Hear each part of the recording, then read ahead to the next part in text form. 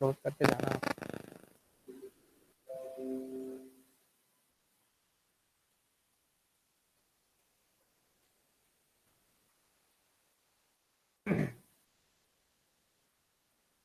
Okay, good morning all of you. Unit 4 आज के class में मैं एक बार क्लियर कर देता हूं क्योंकि ये पूरा नहीं हो पाया था। यू रिमेंबर यूनिट 4 हमारा पूरा नहीं हो पाया था, so I will try to finish off it today.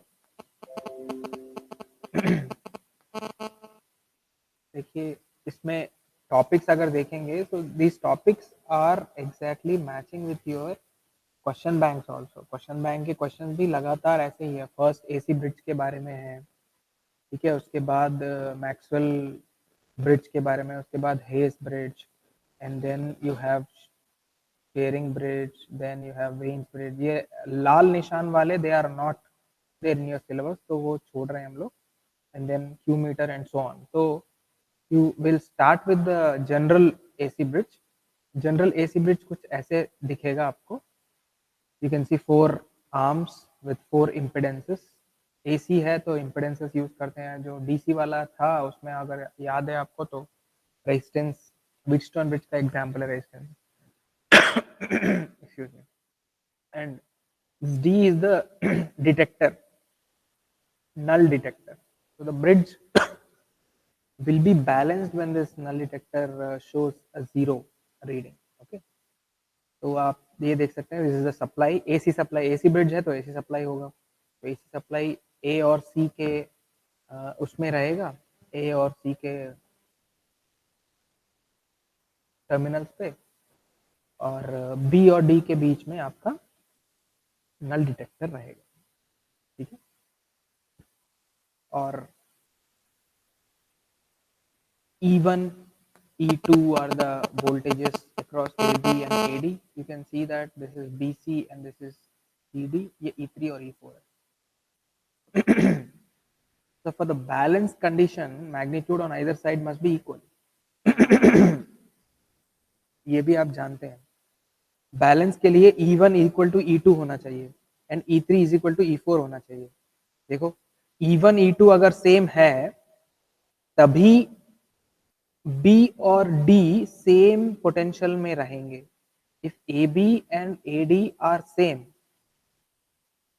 then only B and D will be at same potential, or the potential difference between B and D will be 0. भाई नल का मतलब यही है कि इन दोनों के बीच में जो नल डिटेक्टर है पोटेंशियल डिफरेंस 0 होना चाहिए।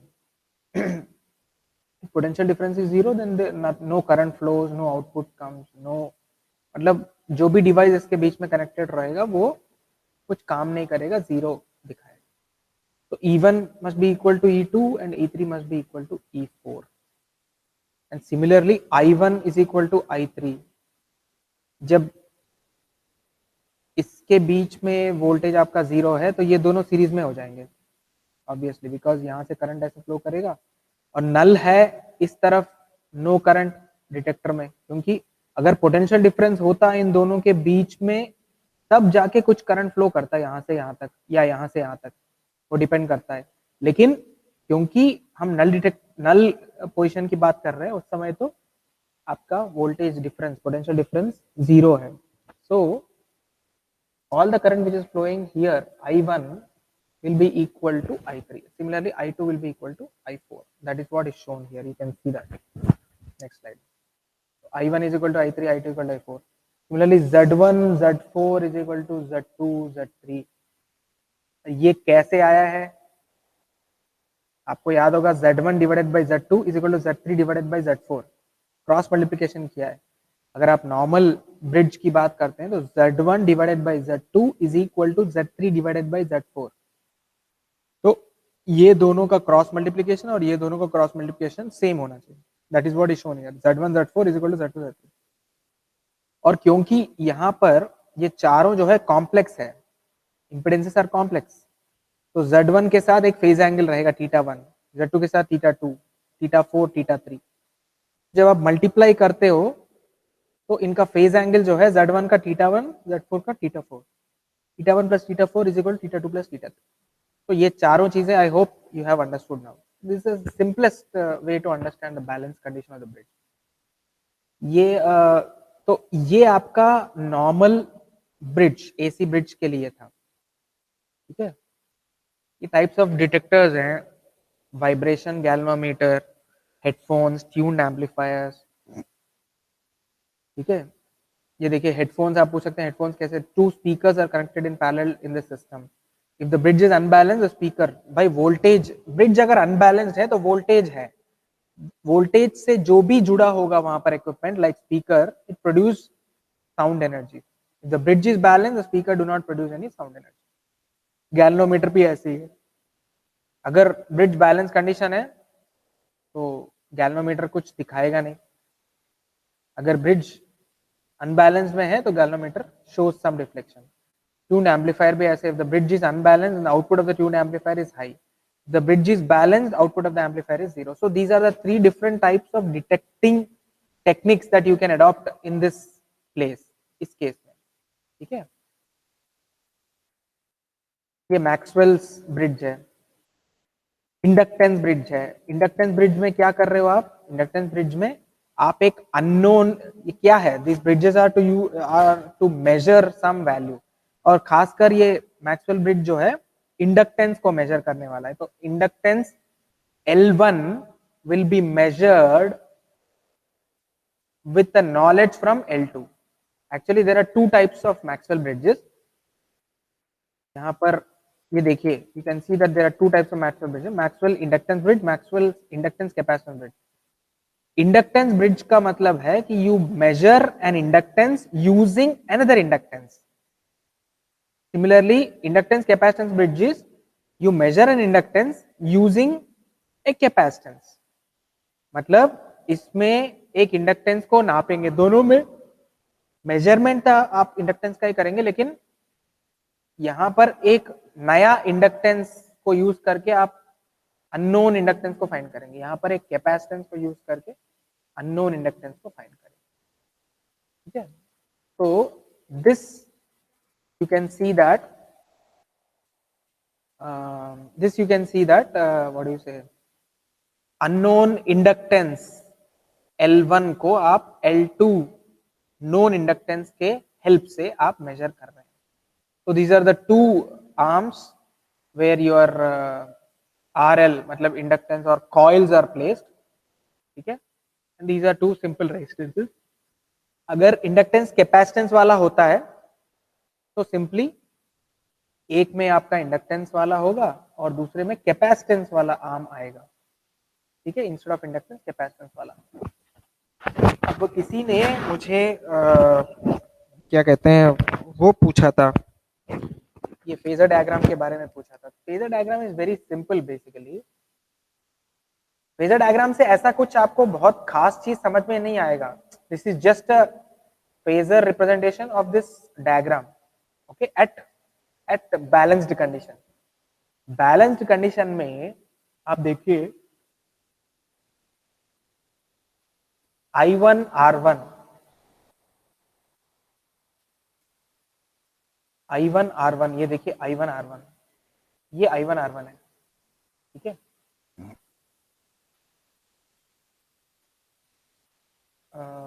अच्छा, इसको मैं एक ये रेड वाला क्या है, this is the total E। First of all what is total E? Total E is equal to E2 plus E4 और E1 प्लस E3। आप समझ रहे हो? Total E is equal to sum of E2 plus E4 और sum of E1 plus E3। And at balance condition E1 is equal to E2। You can see that हम एक E1 is equal to E2 का phasor draw कर रहे हैं, और similarly E3 is equal to E4, हम E3 is equal to E4 का भी फेजर ड्रॉ कर रहे हैं। लेकिन ये ऐसा क्यों है E3 is equal to E4 और ये ऐसा क्यों है, ठीक है, ऊपर की तरफ क्यों है? फर्स्ट ऑफ ऑल इन दोनों में I1 और I2 दो करंट्स हैं, ठीक है, I1 और I2,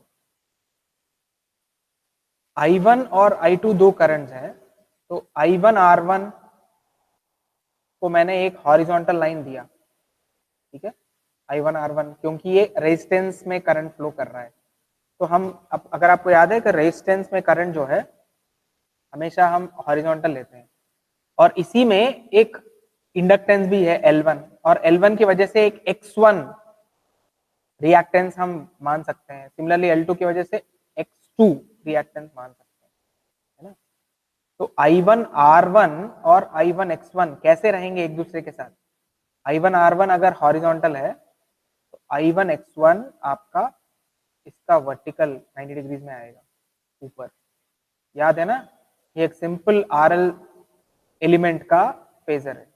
तो I1 R1 ऐसे आया है, I1 X1 ऐसे आया है, और इन दोनों का जो रिजल्टेंट है ये पूरा इसके अक्रॉस वोल्टेज और इसके अक्रॉस वोल्टेज, मतलब रेजिस्टेंस के अक्रॉस वोल्टेज और इंडक्टेंस के अक्रॉस या रिएक्टेंस के अक्रॉस वोल्टेज दोनों ऐड करके आपको इवन मिलना चाहिए। तो यही तो आपने किया, I1 R1 और I1 X1 दोनों को ऐड करेंगे तो इवन आएगा। And at balance condition this E1 is equal to E2, E1 is equal to E2, तभी तो बैलेंस होगा ये। तो this is E1 is equal to E2 which is sum of I1 R1 plus I1 X1। तो ये आधा part हो गया, because E is sum of E1 plus E3, तो आधा पार्ट हो गया आपका, मतलब E1 भी हो गया और E2 भी हो गया। तो अब इस तरफ वाला बचा है।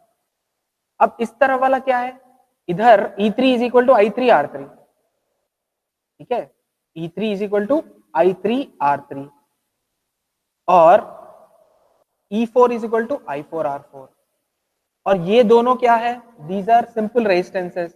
सिंपल रेजिस्टेंसेस में जो वोल्टेज ड्रॉप होगा वो करंट के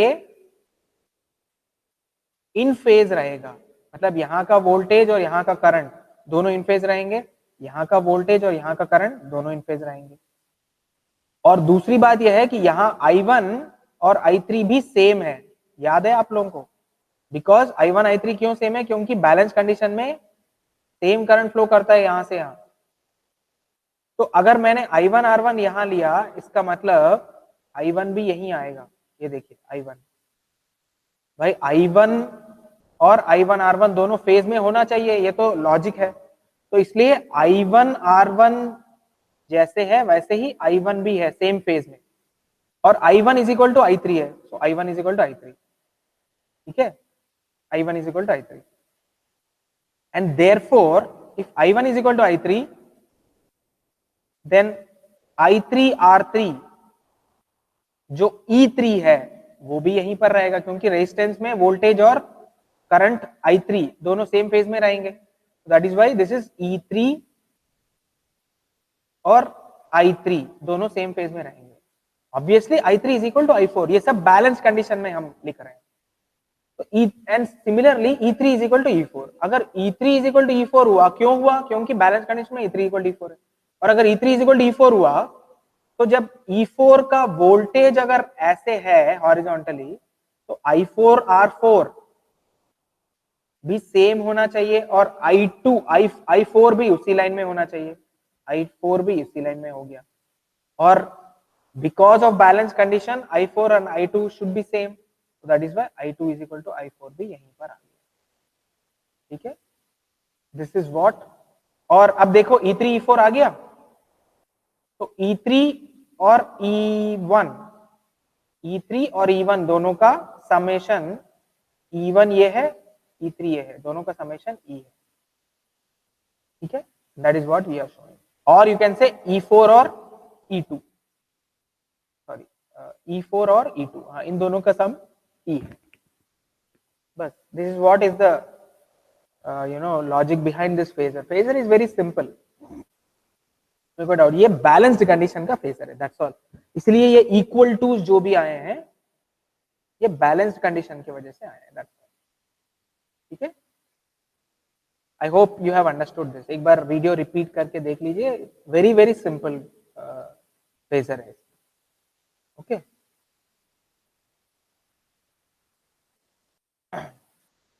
देखिए ये इंडक्टेंस कैपेसिटेंस ब्रिज है,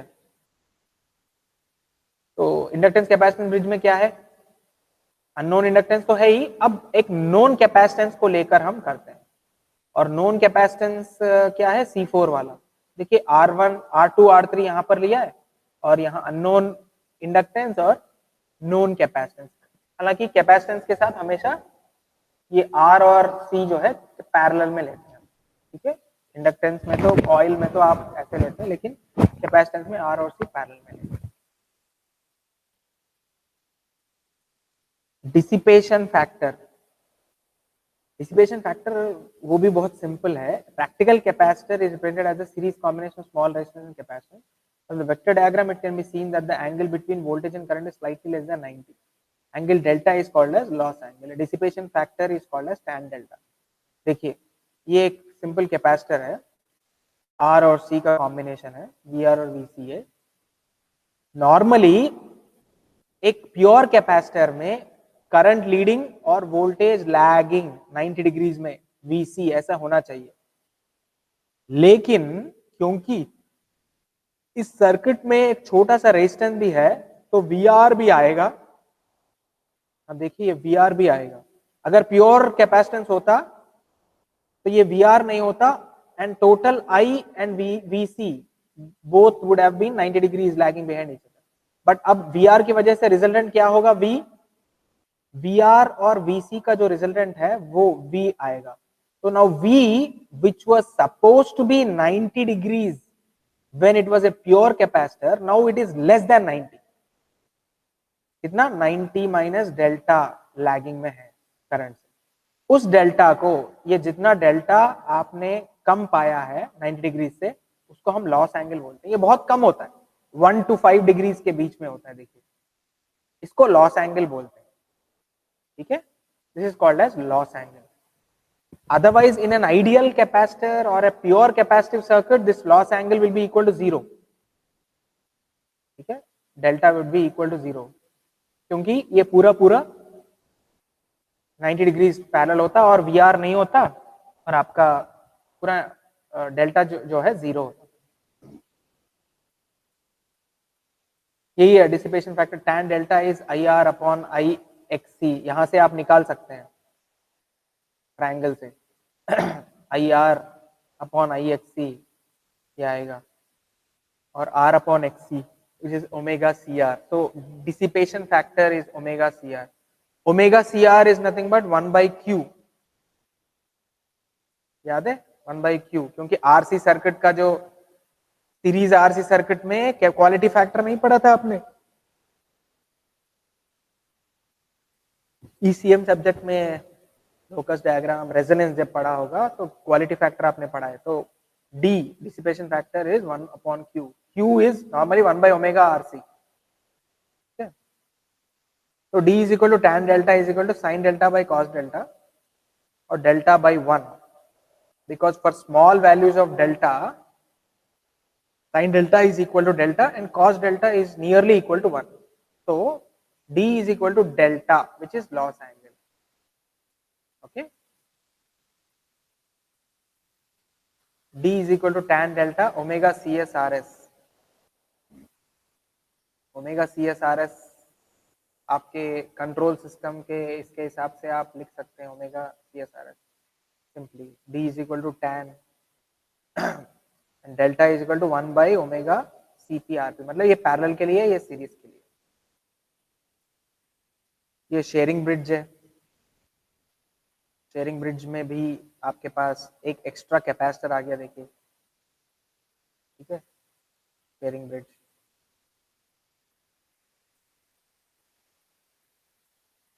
इसका भी फेजर डायग्राम ऐसे ही होता है।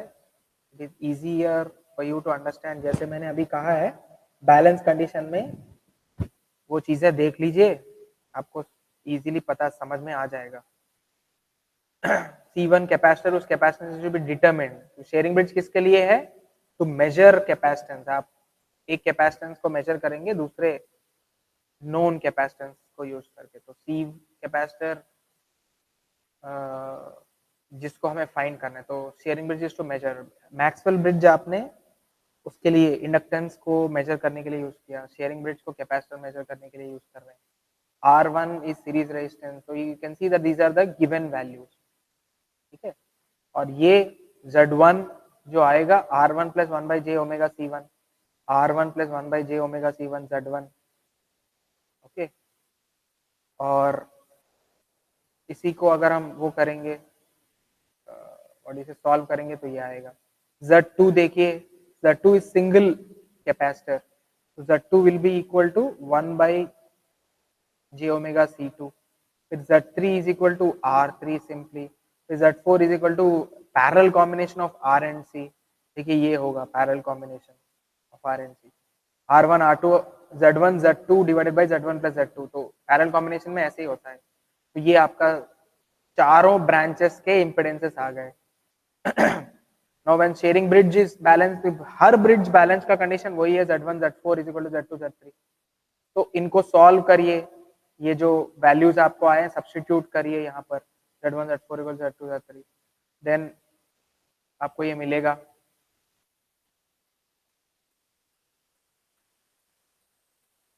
इसमें से सॉरी ये कुछ नहीं है, ये वाला है, ये CLI को भूल जाइए आप।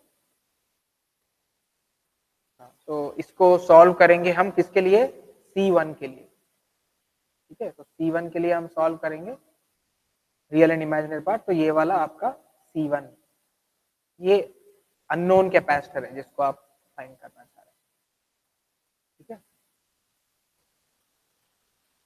तो इसका एडवांटेजेस और डिसएडवांटेजेस है, आप देख सकते हैं। And then you have Wien's bridge, Wien's bridge frequency measure करने के लिए होता है वीएनस ब्रिज, ठीक है। वीएनस ब्रिज जो है फ्रीक्वेंसी मेजर करने के लिए होता है। इसमें ये वाला elements, Wien bridge circuit shown as series RC combination 1 arm and parallel combination adjoining arm. This bridge, the value of all parameters are known. Wien's bridge in its basic form is designed to measure frequency. तो आपको known values of the bridge को use करके आप frequency को measure करेंगे. It can also be used for the measurement of an unknown capacitor with great accuracy. Okay. तो एक arm का इम्पिडेंस Z1, ऐसे सबके आप निकालेंगे फिर ब्रिज बैलेंस इक्वेशन। तो सारे ब्रिजेस का एक तरह से प्रोसीजर वही है, you can see the procedure वही है। ब्रिज का सर्किट, ब्रिज का बैलेंस कंडीशन अप्लाई करिए, उसमें Z1 Z4 is equal to Z2 Z3 और उसमें सब्स्टिट्यूट करिए, उससे आपको अननोन वैल्यू का, अननोन पैरामीटर का वैल्यू आपको डिराइव करना है, दैट्स ऑल, सो सिंपल। इस यहाँ पर भी बैलेंस कंडीशन है, इसमें आप सब्स्टिट्यूट कर रहे हैं, ये देखिए सब्स्टिट्यूट करके यहाँ से आप फ्रीक्वेंसी निकाल रहे हैं। ओमेगा आया है यहाँ पर, आप ओमेगा को ले रहे हैं, कैसे, रियल टर्म को कंपेयर करेंगे। देखिए लेफ्ट हैंड साइड में आपका रियल और इमेजिनरी बोथ है और राइट हैंड साइड में ओनली इमेजिनरी आएगा, इसको सॉल्व करेंगे तो रियल टर्म को कंपेयर करोगे तो real term is equal to 0 because right hand side में कोई रियल टर्म नहीं है। तो यहाँ से आप W, इनफैक्ट ये W नहीं है, ओमेगा है, ये आप समझ लीजिएगा। तो ओमेगा और F से आपको, मतलब ओमेगा से आपको फ्रीक्वेंसी का भी पता चल जाएगा, ठीक है। And most Wien bridge circuit diagram components are chosen such that R1 is equal to R3 equal to R, C1 C3 is equal to C। तो हम सिमिलर वैल्यूज को लेकर इजी सॉल्यूशन के लिए हम ट्राई करते हैं। तो अगर ये करेंगे तो यहाँ सब्स्टिट्यूट ही करना है, C1 C2 एक हो गया, R1 R2 एक हो गया, तो आपका वैल्यू 1/2 पाई RC हो जाएगा, ठीक है, 1/2 पाई RC हो जाएगा, सिंपल।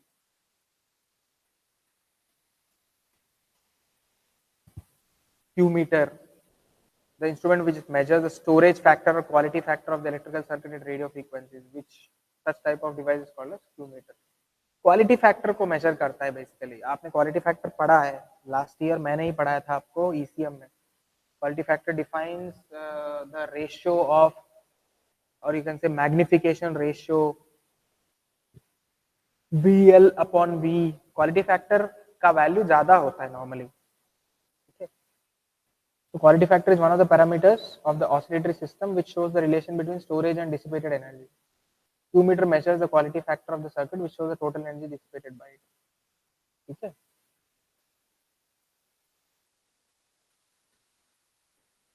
सीरीज रेजोनेंस पे काम करता है. तो resonance is the condition exist in the circuit when there inductance है. Q क्वालिटी फैक्टर तो तभी आता है जब कोई रेजोनेंस कंडीशन आए, क्योंकि रेजोनेंस कंडीशन में ही हम क्वालिटी फैक्टर की बात करते हैं. ठीक है, so they induce energy which is oscillating between electric and magnetic field of the capacitor and inductor respectively. The Q meter is based on the characteristic of resistance, inductance, capacitance of the resonance circuit. देखिए ये है RLC का, RLC series circuit का. ठीक है, ये तो जानते ही हैं आप लोग. So at resonant frequency you can see XL is equal to XC, F naught is equal to 1 by 2 pi under root LC. ये भी आप जानते हैं, रेजोनेंट फ्रीक्वेंसी बोलते हैं हम इसको. Current at resonance becomes I zero, I not. याद है, I not is equal to V by R. क्यों? क्योंकि एल और सी, एक्सएल और एक्ससी का इफेक्ट पूरा जीरो हो जाएगा, ये दोनों जीरो हो जाएंगे, एक्सएल और एक्ससी. बचेगा क्या? सिर्फ R. That is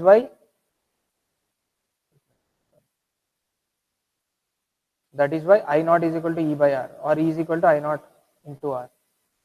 E C is equal to I zero XC, ये आप जानते हैं, I zero XL, I zero omega not L, E C upon E.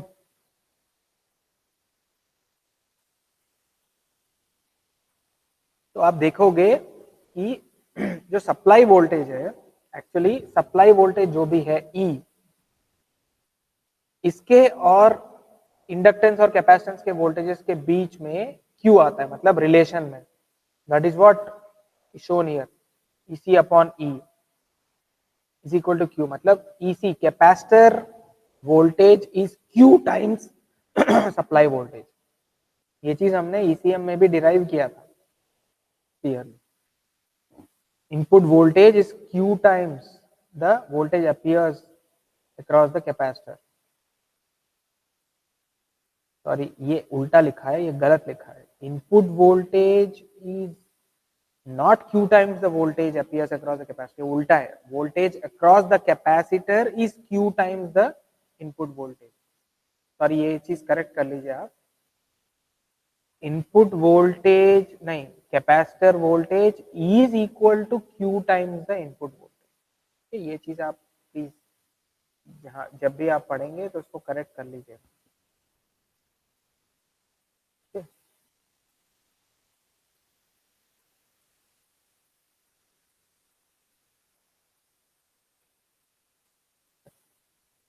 तो क्यू मीटर वाला सर्किट देखिए. इसमें क्या है कि एक oscillator is for supplying the circuit, और ये कॉइल है, ये ट्यूनिंग कैपेसिटर कहलाता है. थर्मोकपल वोल्टमीटर एक रखा है यहाँ पर. ये आर शंट जो है ये ऑसिलेटर का रेजिस्टेंस है. ठीक है, ऑसिलेटर का रेजिस्टेंस है. So the test coil is connected between terminals T1 and T2 and circuit is resonated by varying the capacitor. तो यहाँ पर कैपेसिटर को वेरी करते हुए आप इस सर्किट को रेजोनेंस में लेकर आते हैं. देखिए, sorry, circuit is resonant by varying the capacitor. The voltmeter across the capacitor is calibrated to measure Q of the coil. So true value of Q is omega L by R. True value इतना होना चाहिए. आप RL circuit में आप देख सकते हैं कि ट्रू वैल्यू इतना होना चाहिए, बट मेजर्ड वैल्यू क्या आएगा? Omega L by R plus RSH, क्योंकि ये सीरीज कॉम्बिनेशन है. RSH और R ये दोनों सीरीज में है, इसलिए इसको ऐड कर रहे हैं हम लोग, ऐड कर रहे हैं. उसके हिसाब से आपका Q measured is equal to Q true Q divided by 1 plus R shunt by R. इसको आप अगर उल्टा करोगे तो Q true will be equal to Q measured into 1 plus R shunt by R. measurement of inductance. तो इस circuit से the inductance is measured by the equation shown below. The value of F naught and C is required for calculating the value of inductance. इसमें वैसे हमने पहले ही कहा है कि ये वो है ना, फ्रीक्वेंसी मेजर करने वाला है, नहीं सॉरी, क्यू फैक्टर मेजर करने वाला, तो इसमें से आप इंडक्टेंस भी मेजर कर सकते हैं, रेजिस्टेंस भी मेजर कर सकते हैं, फिर सेल्फ कैपेसिटेंस भी मेजर कर सकते हैं। ठीक है, देखिए तो ये आपका जो पहले खत्म होना था, ये वाला यूनिट 4 क्लास है। इसके प्रॉब्लम्स मैं आप लोगों को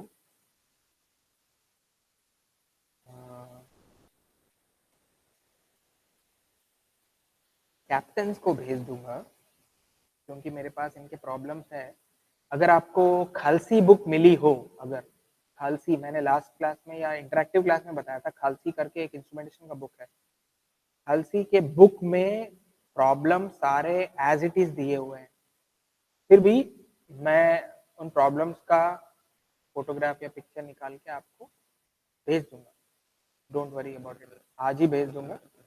जो भी प्रॉब्लम्स है वो प्रॉब्लम्स मैं भेज दूंगा आपके, या तो व्हाट्सएप ग्रुप में या मेल में, जैसे भी हो आ जाएगा।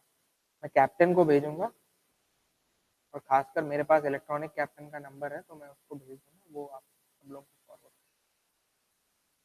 ठीक है,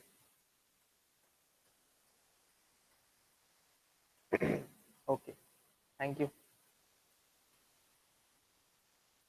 नेक्स्ट क्लास में हम नेक्स्ट यूनिट वगैरह देखेंगे।